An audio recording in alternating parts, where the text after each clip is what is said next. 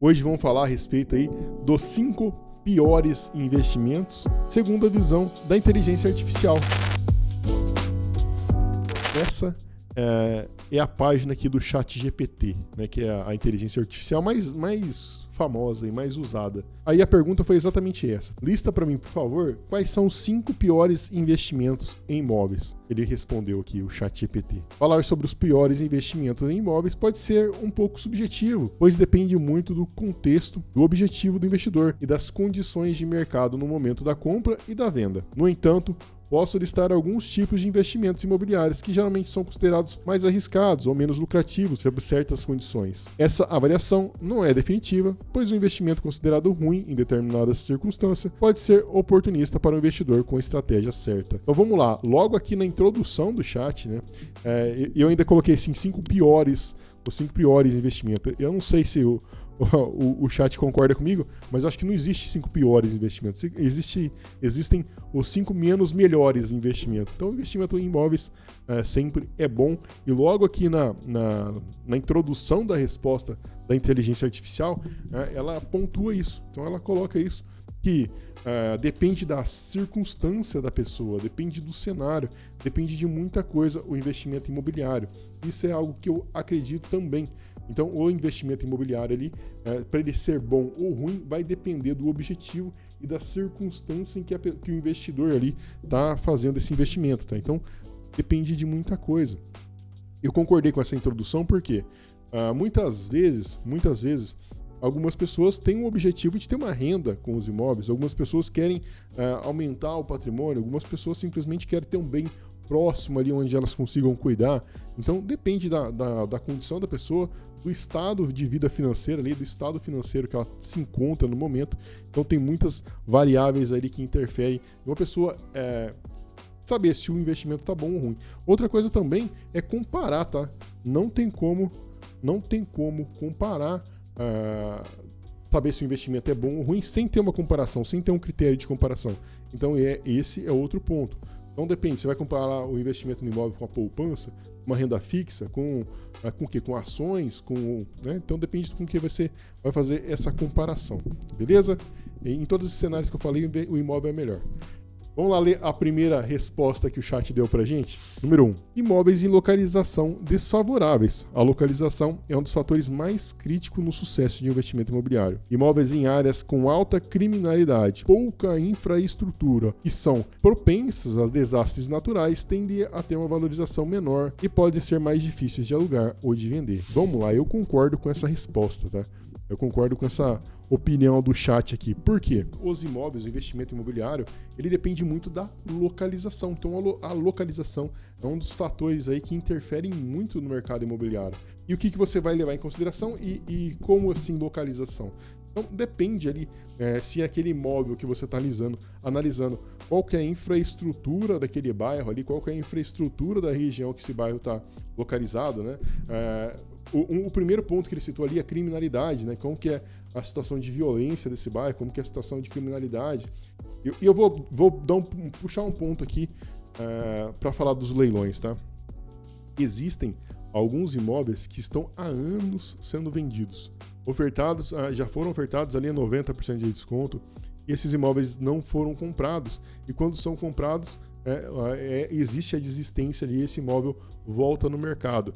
Exatamente porque esses imóveis eles se encontram em áreas de riscos, áreas dominadas aí pelo poder paralelo, onde quem comprar não vai fazer um bom negócio, tá?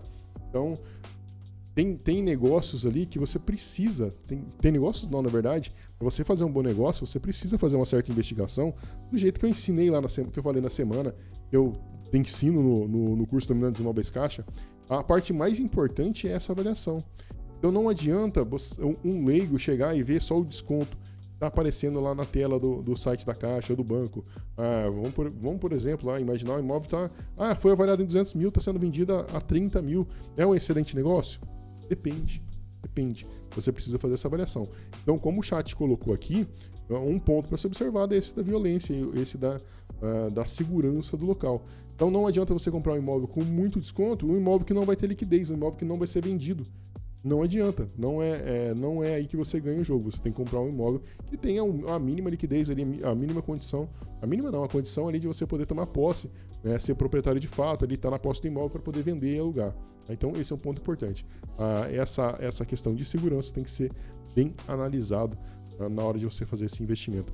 Vamos ler o segundo ponto aqui, ó. Imóveis com muita necessidade de reparos. Em alguns investimentos buscando imóveis que necessitam de reparos, como a oportunidade de virar a propriedade para o lucro, se os custos de renovação forem subestimados, isso pode rapidamente transformar o investimento em um prejuízo. Vamos ler esse ponto 2 aqui, que é importante, eu vou dar contexto disso aqui também, tá? Os americanos, principalmente, na verdade no mundo inteiro, aqui no Brasil também tem, mas qual que é a ideia? Existe aí a ideia do flip, que é o virar, esse virar que destacou aí, que entrou como entre aspas aqui. As pessoas encontram alguns imóveis que realmente precisam de reparos, compram esses imóveis aí abaixo do valor de mercado, fazem uma reforma e vendem esses imóveis muito mais apresentáveis, ali, muito mais desejáveis ali, eles vendem isso no valor de mercado, então eles ganham essa diferença, né? Então esse é o lucro ali do flip. Existe essa estratégia, os americanos usam muito essa estratégia aí, aqui também tem essa possibilidade, só que o ponto é, aqui o chat já deu essa dica, se o preço de reforma for subestimado, o lucro dessa operação vai embora, e isso é muito fácil de acontecer. É muito fácil de acontecer uma pessoa subestimar o preço de uma obra. Se você fez qualquer reforma, construiu qualquer coisa na sua vida, você sabe que você calcula X, mas gasta 2X. Então, para você utilizar essa estratégia de fazer o flip ali, né? Usar essa estratégia de fazer a reforma e vender esse imóvel, esse meio tempo entre a compra e a reforma tem que ser muito, mas muito bem calculado e muito, muito bem precificado para que isso não se torne, na verdade, um prejuízo ao invés de trazer lucro ali, tá? Então, é um cuidado que tem que ter. E essa estratégia é interessante? É interessante. Você compra um imóvel abaixo do valor de mercado. Claro que ensino outra alternativa de você comprar um imóvel abaixo do valor de mercado, que é comprando esse imóvel no leilão extrajudicial, que é muito mais tranquilo, seguro e a quantidade de imóvel disponível é muito grande. Mas pode existir ali a possibilidade de você comprar no mercado um imóvel muito abaixo do valor de mercado, por ele estar realmente não bonito, por ele precisar de reformas, por ele precisar de alguma melhoria, você consiga comprar esse imóvel abaixo do valor de mercado e reformando, colocando ele à venda, você pode obter um lucro. Mas muito cuidado com isso, porque exatamente essa reforma que traria a valorização do imóvel pode ser o fator que vai realmente tirar o lucro ali, tá? Outro ponto, ó, imóveis de luxo em mercados saturados. Imóveis de alto padrão podem oferecer grandes retornos, mas também vêm com riscos elevados, especialmente em mercados saturados, onde a oferta excede a demanda. Esses imóveis também podem ser mais sensíveis à flutuação econômica. Bom ponto aqui do chat, viu? O mercado de luxo no Brasil, na verdade, ele deu um boom, né? Ele deu tá num boom, assim, tá muito próspero.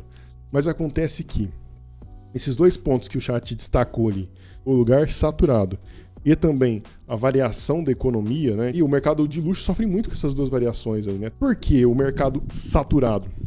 Vamos usar, de novo, eu sempre uso aqui, mas vamos usar aqui Santa Catarina como exemplo, tá? Santa Catarina, Balneário Camboriú, é um mercado de extremo luxo que tá bombando, tá nas alturas, tá voando, né? É um mercado que tá dando muito dinheiro, tem muitos compradores, tá em plena expansão, vai sair o prédio mais alto das Américas lá, então tem muita coisa acontecendo lá e o mercado de luxo lá tá em plena expansão. Então esse cenário não serve para esse mercado, não serve especificamente para Santa Catarina ali, para Balneário Camboriú, então não é para eles. Mas existem algumas cidades e alguns bairros, alguns condomínios que a situação é diferente. Então esses bairros, esses condomínios já não são mais desejados como foram outra hora. Os imóveis que lá foram construídos já não são mais imóveis modernos, não são os imóveis que as pessoas hoje desejam. Então esse mercado ele já não está mais tendo tanta demanda quanto a oferta de imóveis. Então as pessoas elas querem mudar de lá, elas querem vender esses imóveis, mas o fato de serem imóveis antigos, o fato de condomínio já não ser tão desejado quanto antes, faz com que esse mercado seja extremamente arriscado ali de você fazer esse investimento, comprar um imóvel querendo ter lucro. Então é um ponto interessante a observar quem quer investir no mercado de luxo, procurar aqueles condomínios, aqueles empreendimentos que tem alto desejo ali, que tá no hype, tá todo mundo querendo. Então é esse imóvel que você tem que buscar para fazer esse investimento. A não ser que você, esses imóveis, esses condomínios, esses empreendimentos que já estão mais saturados, eles não servem como investimento. Talvez você sonhe em morar lá ou queira morar lá por outros motivos, mas para investimentos não é interessante. Então eu concordo com o chat aí. Vamos lá no número 4 agora. Terreno sem potencial de desenvolvimento a curto prazo. Investir em terrenos pode ser arriscado, principalmente se não houver planos concretos de desenvolvimento na área. A valorização pode levar muito tempo e o investimento pode não gerar retorno por vários anos. Pode ser que você demore para retornar o investimento do terreno, dependendo da onde esse terreno está. Depende de onde esse terreno está.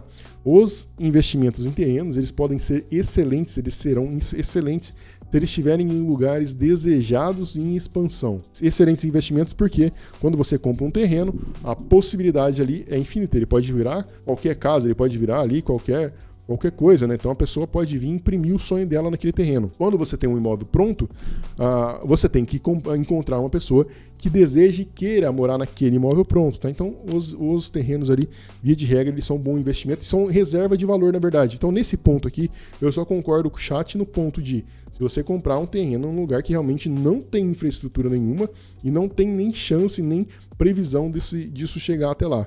E mesmo assim, se estiver bem comprado, ainda vale a pena. Imóveis em mercados em declínio populacional.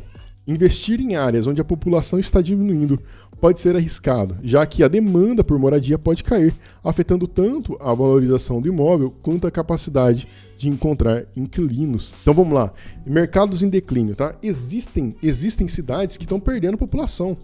Existem cidades ali que elas estão diminuindo e a quantidade de imóvel disponível é maior do que a demanda, é maior do que a necessidade de imóveis, é maior do que de pessoas desejando esses imóveis, tá?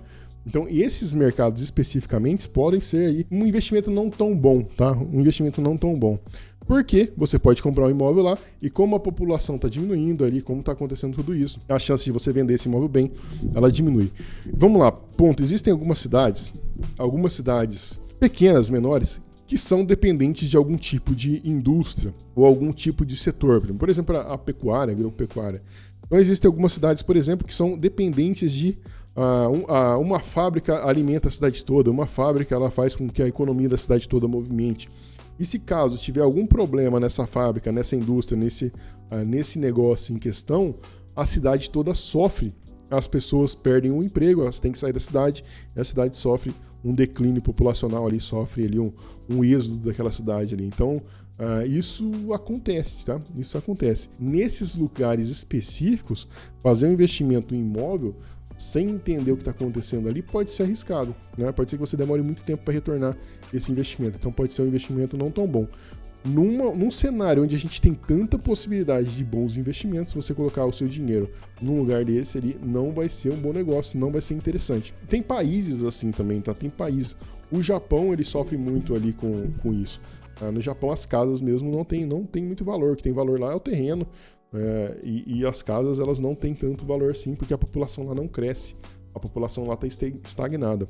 Não é o nosso caso, nossa população ainda é jovem, está crescendo, né? E a gente precisa ter um déficit habitacional muito grande. Então isso não é uma situação que nos atinge no momento. No momento a gente não sofre, não tem esse problema aí com relação a esse declínio populacional. Isso é algo que não nos afeta, beleza? Esse é o ponto e o chat tem razão, tá? Então em lugares que a população está em declínio, fazer um investimento ali pode ser arriscado. Perguntei para o chat também o que ele levou em consideração ali, o que ele entendeu como investimento. Tá? Então, o chat entendeu como investimento comprar um imóvel com o objetivo ou de alugar ou o objetivo de vender para ter um lucro futuro. Isso foi o que ele enxergou como investimento imobiliário.